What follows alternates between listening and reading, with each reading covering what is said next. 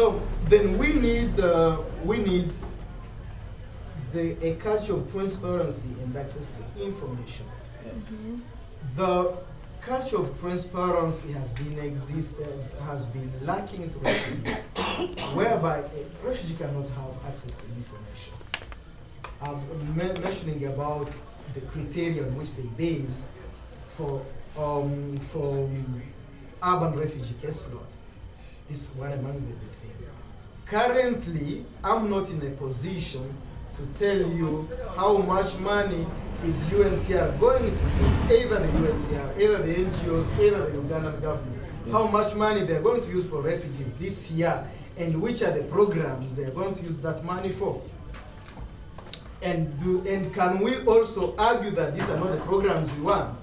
Can we have this kind of information? Can it flow to refugees so that refugees are aware of what is happening and can one way or the other contribute or participate? So that's so far. In terms of this, transparency is too much needed in terms of information flow and what is to be done, what's going to be done, how it will be done. So, and then we need, for example, the other thing is that I'm looking at is the refugee participation. The participation I'm looking at, very simple thing. Can a refugee be associated in the conception of the program rather than taking him as person just to consume the program? Yes. Because all the programs which are there currently is that they are set by a clique of people, either in Geneva, either in Kololo, and then refugees are only told that you come and do this and consume this. Rather, I'm trying to look at the possibilities of making refugees, for example, in Katwe, to work together with the people in Kololo, the big office of UNHCR, come together and see, okay, this is what we want, this is what I want, then we harmonize and get one program which we can do together. And that's actually what we're thinking in terms of refugee participation. You know, these programs around, which can also be done. Then we need a sort of accountability. A sort of accountability requires not only to know that this is how the money has used, this is how the program has used, but also goes beyond and seeking also for justice and for seeking also for remedy.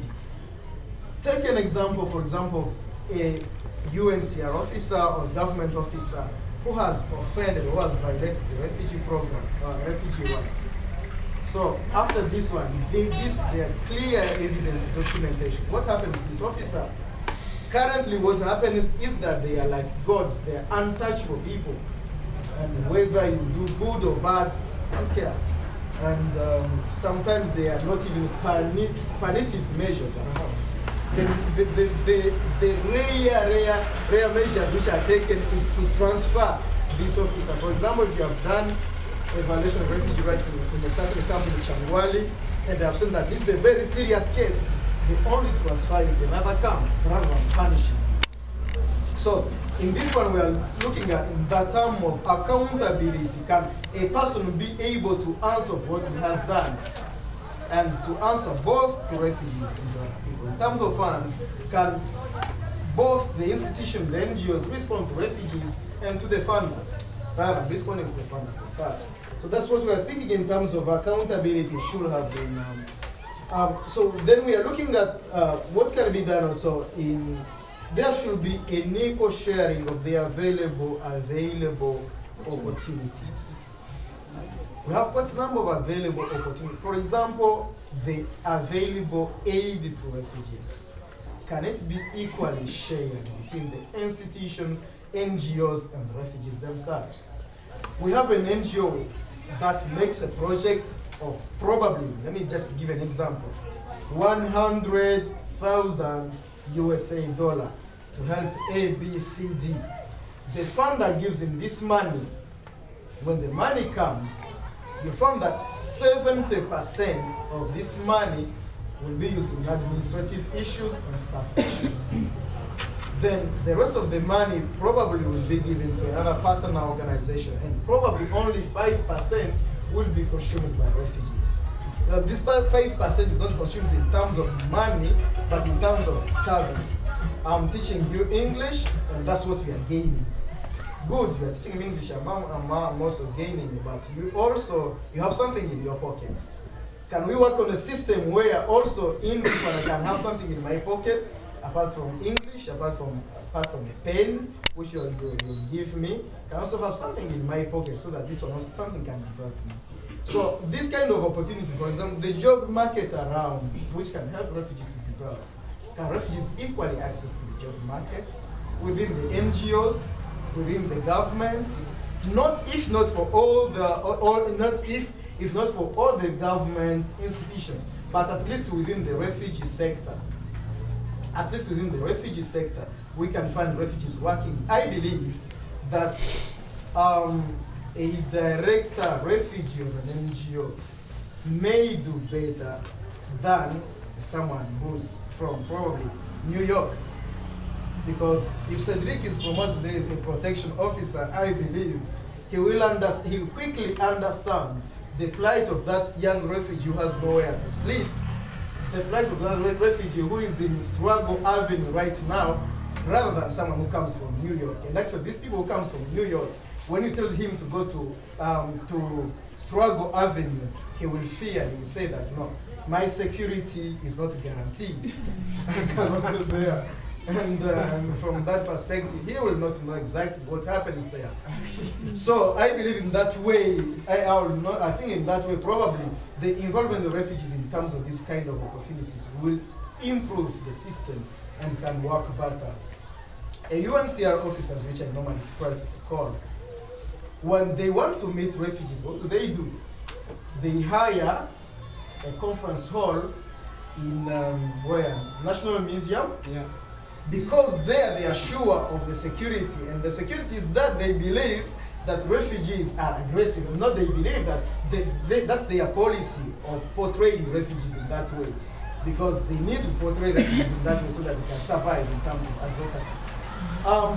So that's where they meet refugees. But if this meeting can be shifted to Zambia here, to Katwe, where there are refugees, to Kisenyi, where there are refugees, I think they can sound better, profitable to refugees rather than having them there. Because there we normally see only refugees physically, smartly dressed like because of they have said, but you don't know exactly where does he sleep. Yeah. Because and that's meeting everyone has to prepare seriously. I know that we're going to meet today, refugee protection officer. The fact is someone has to prepare himself seriously to meet for that. So in this one you cannot get the whole information. So I'm thinking that probably one of the reasons is one of what we can do is this available opportunities, and the employment can be the best. Changing, for example, the partnership. For example, UNHCR has very nice literature about the refugee participation. I think I do have, actually there's one quote which I have like in this one. There's one, if some of you can be interested in this one, this lady. She is she's a researcher. Yeah, you can read for yourself there. This lady has a very nice analysis which was published by UNHCR about the refugee participation. And one of the quotes, it's like this one. That's what actually she says.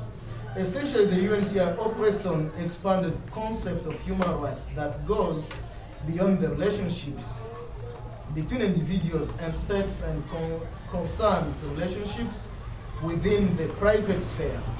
The goal of equal rights for women and girls is laudable, but it is disingenuous of UNHCR to present itself as promoting equal rights among refugees, among the stateless. The vast majority of women the UNHCR finds so difficult to protect and are therefore effectively righteousness. This contradictory position tends to confirm how refugee rights have become the right of external management as opposed to the right of refugees themselves. I can stop from there. So that's so far what I was trying to say, that everything is conceived from outside and everything is promoted here. And what we can do, for example, is to push UNHCR to respect at least what it puts in papers.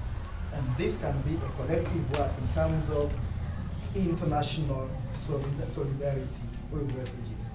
And I think SIT, probably you can begin from there. Thank you so much. Actually, feeling what you have been saying here, this is really practical stuff.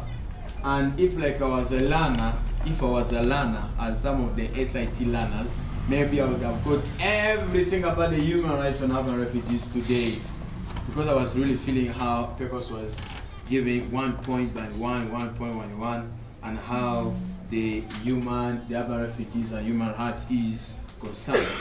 And I think all of us have got what pecos has said, because we say thank you very much again for this wonderful and clear expose. And I know that students from SIT has really benefited from it.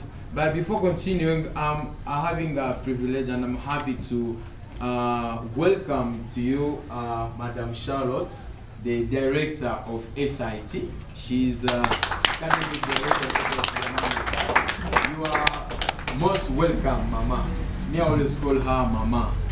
And thanks for coming to attend. I know she'll have maybe something to say a bit after, but we are going to proceed. But before going to group discussion, we are going to do one thing. For the students who are here, according to what has been said here, I don't know if you have a question. If you have one or two questions I first need students who came from SIT first. If you have a question to add to pecos, according to what has been said, before we go to our focus group discussion. But before going to this one, we are going to have a break tea for like 5 minutes, because we're also running out of time, and then we're going to see what to do. Is it okay? Now, I don't know if there is any question according to what pecos has been saying, and then we are going to see what to do.